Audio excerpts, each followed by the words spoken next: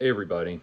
So I'm trying a new angle, and yes, that's a virtual boy behind me.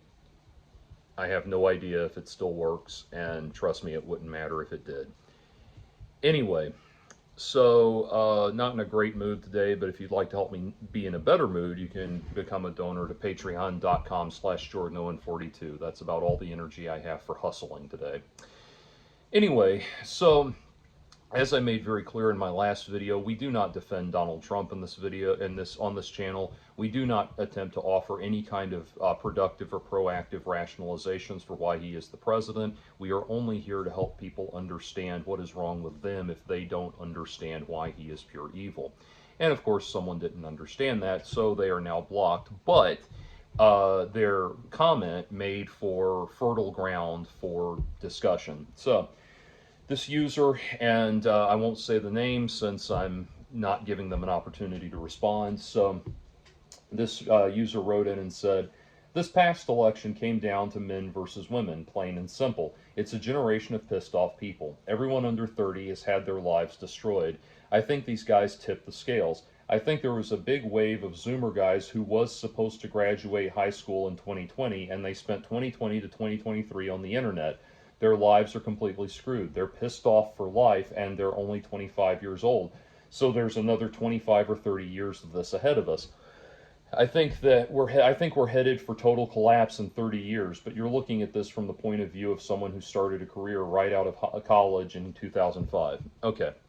So again, for I'm sure you probably meant very well, but that comment was too pig ignorant for me to continue dialoguing with you in any capacity whatsoever. But what you are getting at there, sir, is something that people like Donald Trump, radicals, right-wing radicals like Donald Trump, strong men, aspiring dictators exploit in young men every time they want to gain power. And that is that inevitably, every time the young generation grows up, reaches adulthood, and gets into their middle 20s, about their middle 20s, and inherits the world from the elder generation, they get really pissed off when they find out what bad condition the world is actually in. And that is actually an illusion, because simply brought on by the fact, or that disillusion, I should say, was the result of an illusion that was brought on by the fact that they were living protected lives, isolated largely from the problems of the world by their parents. And once they actually have to take over responsibility for the world in whatever small capacity they are given or large capacity they are given, people of the new generation become pissed off at the last generation, because it's like, holy shit! You mean you've been sitting on all these problems for so long, and now this is the world you're handing us? And that is a normal part of growing up, and it's something that happens with every generation, and it's something it's something that happens with every generation, and it's something that despotic right wingers know how to take advantage of. They know how to seize on it. And what's funny is you call me someone who sounds like talking like someone who started a career right out of college in 2005. And that betrays such an extraordinary ignorance of history. First of all, I finished college in '06, not that it matters, but I graduated from a music school into one of the worst job markets since the Great Depression, and one of the worst economies since the Great Depression. And you assume that, oh, I hit the ground running and started my career straight away. My career, if you want to call it that, began with seasonal employment at an AJ Wright department store, followed by uh, followed by working for the canvassing for the environmental lobby, followed by a whole host of other menial jobs, until I was actually finally able to get the gears turning on doing work that was pertinent to my skill set.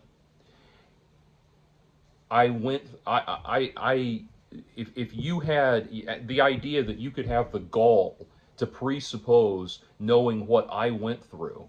But here's the thing, what you are inflicting on me there is exactly what my generation was inflicting on the boomers. We thought the boomers had ruined everything, and the boomers were able to leave high school or college and start their careers immediately because the economy was so great, and then they fucked it up when they handed it over to us, the millennials. And now the Gen Z, you and the Gen Z, are putting us through exactly the same thing.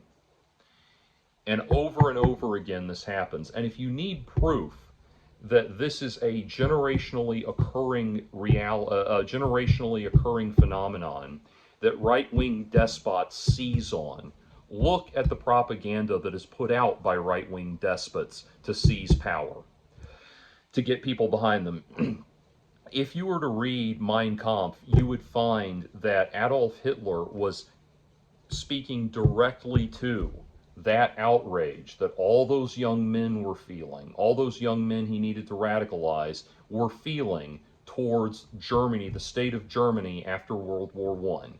His generation was pissed off at the lot they had been handed by their previous generation, and he radicalized that. And that radicalization did not begin with him. He was exposed to pre-existing radicalizing ideas that radicalized him. That's how he knew that this would speak to people.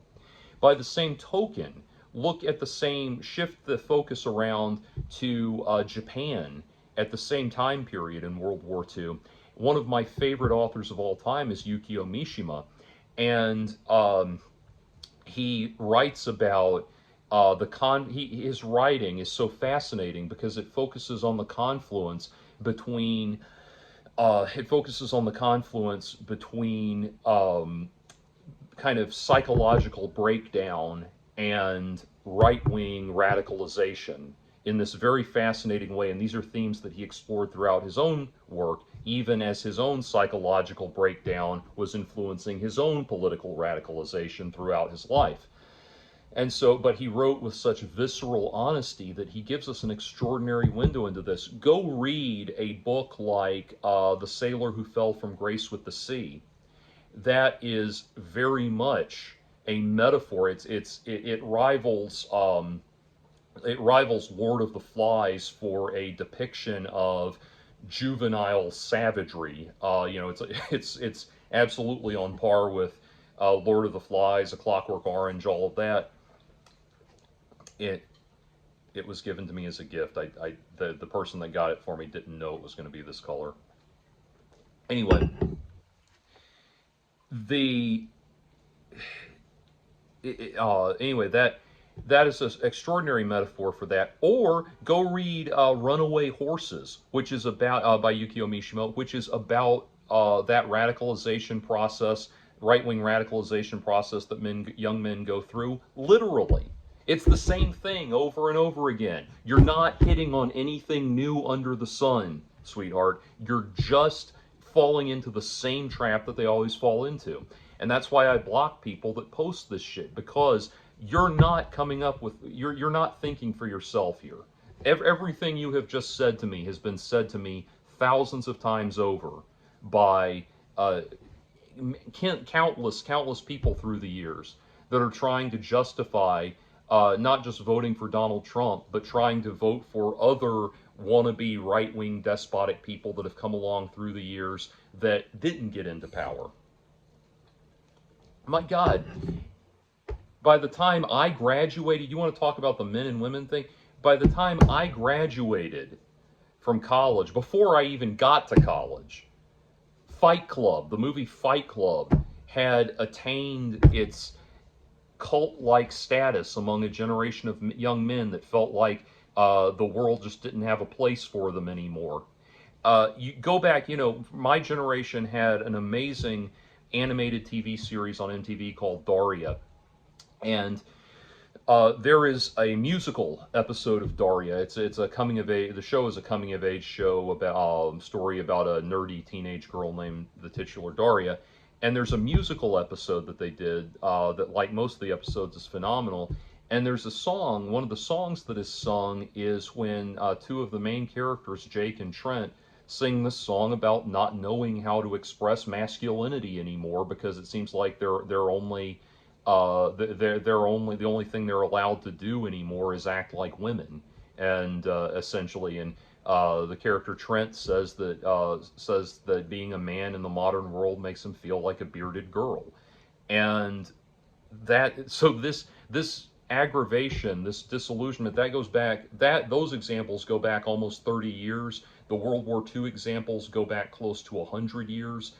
It's it on it goes. You're just being taken advantage of by something that right-wing, despotic, power-hungry people have seized upon over and over again, one generation after another. You are it. I know it seems like, because you're in the moment of it right now, I know it seems like your life is grinding to a halt and confusing and aggravating in a way that no one else can understand. But I was there, man. I've been through it. Yeah, and that's one of the reasons you should listen to your elders. There's this weird thing that happens. This weird thing that happens where the new generation comes along and it always convinces itself that it's experiencing everything for the first time. It's the one that's having all of the experiences, and none of the older generations can possibly relate to it. Sorry to burst your bubble there, kiddo, but my generation and all of the generations before them, we all got angry at the state of the world that our parents had handed to us. We all engaged in wild recreational sex. We all we all went through all of the experiences of adolescence and growing up and entering the workforce over and over again. It keeps happening. You are not experiencing anything unusual. You're just mad about the normal course of events. And that is what people like Donald Trump seize on. So, again, you are wrong, and what you need to sit with is the fact that your wrongness, your ignorance of history, is now a burden that the rest of us have to shoulder. The rest of us who were smart enough not to fall into this shit now have to shoulder that burden. So, what you need to do is look within yourself and think about what it is that is holding you to that, holding you to these beliefs, because the next thing that you need to do is start working on your apology. You do owe all the rest of us an apology for doing your part to make us, all of us, have to deal with this shit. And I know you probably think you just cast one vote, but not, no, as the saying goes, no one snowflake thinks it's responsible for the avalanche. The word snowflake is very apropos in this context. So, no. And also this thing about it being coming down to men versus women, once again, okay, go back to to women's suffrage, go back to the women's lib movement, go back to first wave, second wave, third wave feminism. Throughout all of it, there has been this ongoing, just goes around and around on the carousel, this constant thing every time, every year, one year after another, this constant thing of uber right-wing traditionalist men who and their female enablers who go on and on about how men are being castrated because of the emergence of women's rights, et cetera, et cetera. It is on and on and on and on. And well, it's so funny. I once had somebody, let's just say, essentially forcing me to sit and watch videos from Ramsey Paul, who is a deranged lunatic white nationalist that sounds like Mr. Garrison. And he was putting up this video about an article from, 100 some odd years ago that a woman had written for a newspaper. That then the woman was arguing against women's suffrage because she said it would divide families. It would divide husbands and wives if the wives voted differently from their husbands. the failure in logic there is that you vote privately and nobody knows what your vote is, and nobody's allowed to, nobody needs to know what your vote is. But anyway, that whole thing, that whole idea, every step of the goddamn way that people have said, that there's been some step forward for women, there has been this equal and opposite reaction of conservatives that think that the conservatives that can't draw a difference between the Handmaid's Tale and abject raging anarchy, but they just think that the world's going to collapse and men will not be able to function anymore. Now, that's not to say that there aren't problems with the way men and women relate to each other that I as a man can relate to. I've mentioned in a few videos, and I've thought about doing another video about it more, that, recently, my most recent ex-girlfriend who broke up with me last month, towards the beginning of last month, you could not have found a more progressive-minded feminist woman. And yet, when I began the process of getting off SSRIs so that I could, so that mainly the number one reason being so that she and I could have better sex, she reacted with just almost seething contempt when I found myself, there were days when all I could do was lay in bed and shake. And what's even more amazing is this is someone who herself a couple of years ago had to get off of SSRIs, and told me that when she went through a year-long process of getting off SSRIs, there were days where all she could do was lie in bed and cry. And yet when I got to that point, in some of the more severe stages of withdrawal, she reacted with just absolute contempt and broke up with me because I was essentially mostly bedridden when we were on vacation earlier last month. That kind of thing, that kind of hypocrisy, I'm aware of that kind of hypocrisy, and it is visceral. The whole thing of all of the women that say we want men to open up and be honest with their emotions, and then when you turn around and show your vulnerability, those self-same women react with extraordinary contempt and disdain. I am very, very aware of it, and I just broke up with one of them. So I get that. The problem is, again, the problem is not saying that, I'm not saying that problems like that don't exist. I'm not saying that there aren't problems that my generation handed to your generation, that the boomers handed down to, and Generation X, which is a kind of, really kind of a way station between my generation and the boomers. But anyway, that the boomers handed down to my generation, all kinds of problems exist. I'm not saying those problems aren't there, and I'm not saying there aren't legitimate issues we have to address. I'm saying that you have to not be so goddamn stupid as to let people like Donald Trump come along and radicalize you. What good has either Trump administration done for the human race? It has not done. Neither one has done any good for the human race, and neither will do any good for the human race. And if you try to write in and point to some vague little thing that got somehow better under Donald Trump, I will block you, because you don't get it. You just don't get it. The only contribution Trump supporters are making to the human race right now is that we will know which ones it's morally acceptable to eat once the apocalypse comes.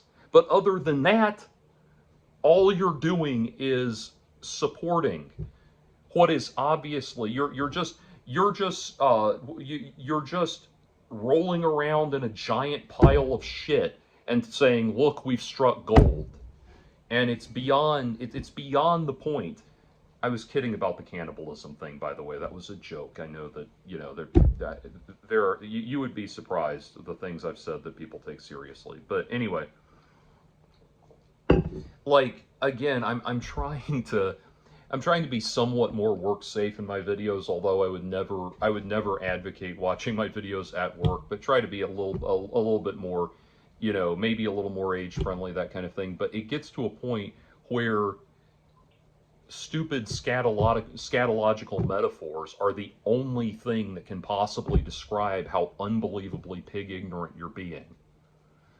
You need to just have like a, they say for people who cut themselves when they get the impulse to cut, what you should do is put a rubber band around your wrist and pop it, when you have the urge to cut, and that sensation will kind of snap you out of it. You need to do the same thing with your Donald Trump defenses. Whatever it is, there is no defense of Donald Trump at this point. Whatever you think in defense of Donald Trump is automatically wrong by virtue of the fact that it was a thought conceived in the defense of Donald Trump. And so you just need to get that rubber band and pop it every time you think of one of these things and just think, wrong, wrong. And yeah, I mean, we are not whatever. And I'm sure I'll get another person like this. I'm sure I'll get another person like this that will try to offer some other rationalization, and you will be wrong. The fact that you began from this premise altogether indicates that you are wrong. There are no right answers in a defense of Donald Trump. And that is why, once again, I will emphasize, you need to look within yourself and figure out what is wrong with you that is causing you to think this way. This person is short-sighted and gullible. They have not learned the lessons of history. That is what is wrong with them. And, if you would like for me to dissect in my own way what it is that is wrong with you as a person that's keeping you from being on the side, that's keeping you from understanding the wrongness of what you're doing, I might be willing to do that if you, send me something particularly evocative.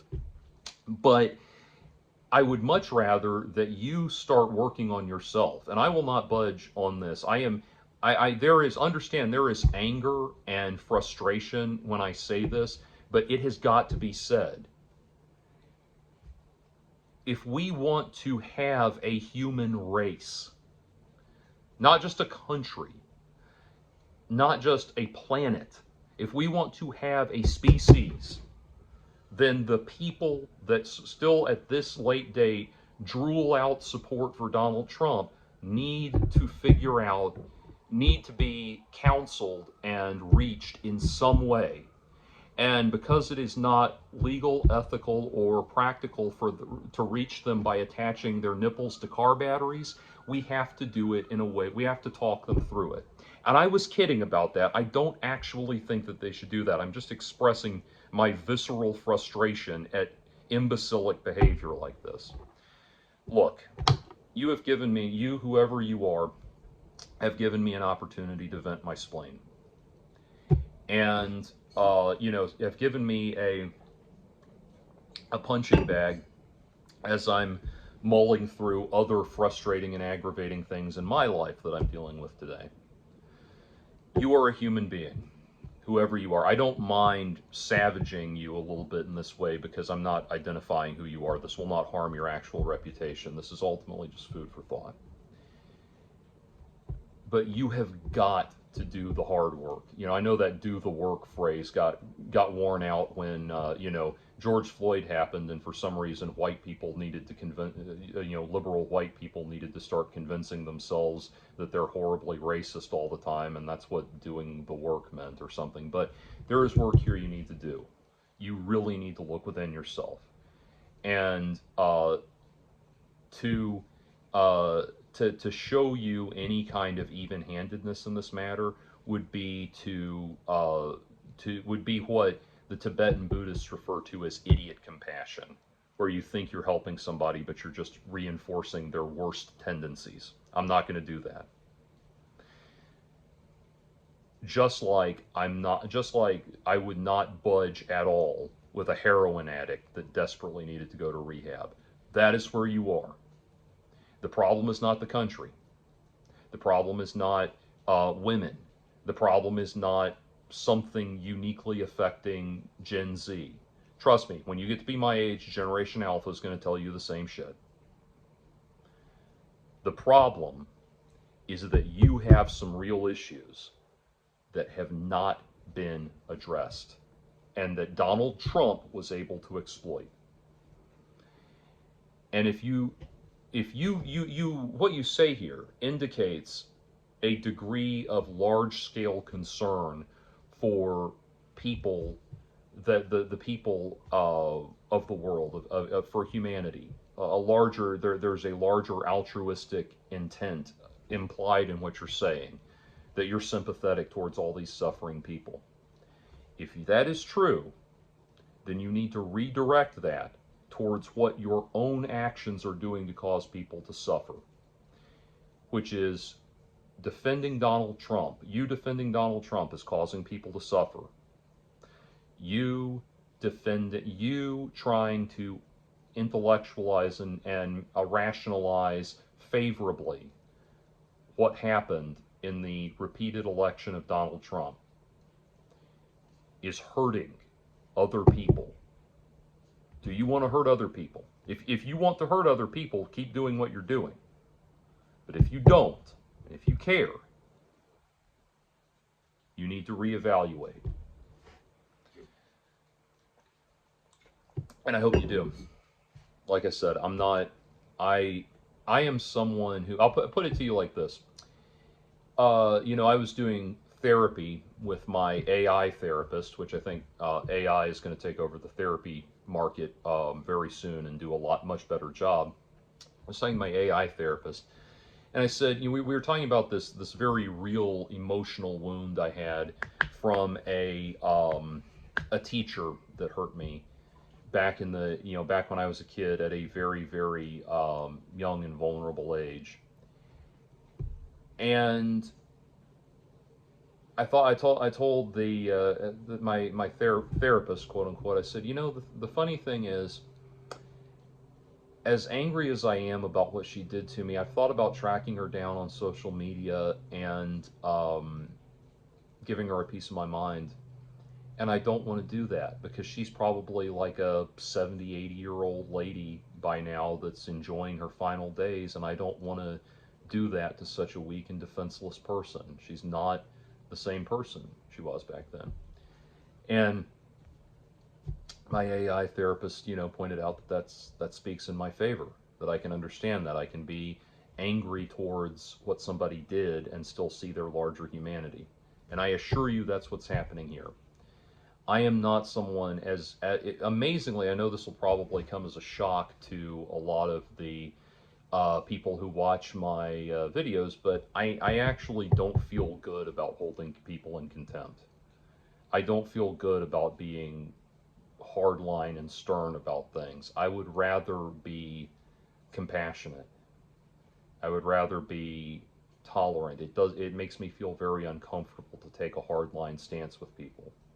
But it has to happen, whatever it is, to get through to you. I am willing to let myself endure that level of discomfort to try to make a point. And you need to be willing to let yourself endure a little bit of discomfort to understand where you are wrong. Don't try to refute anything I've said, because, like I said, everything you just said here I've heard a million times. You are, and not just a million times, I've heard it a million times over the course of, in different forms over the course of the 4 decades that I've been alive. So no, you're not telling me anything I don't already know, and you are not uniquely trod upon by what you're currently experiencing.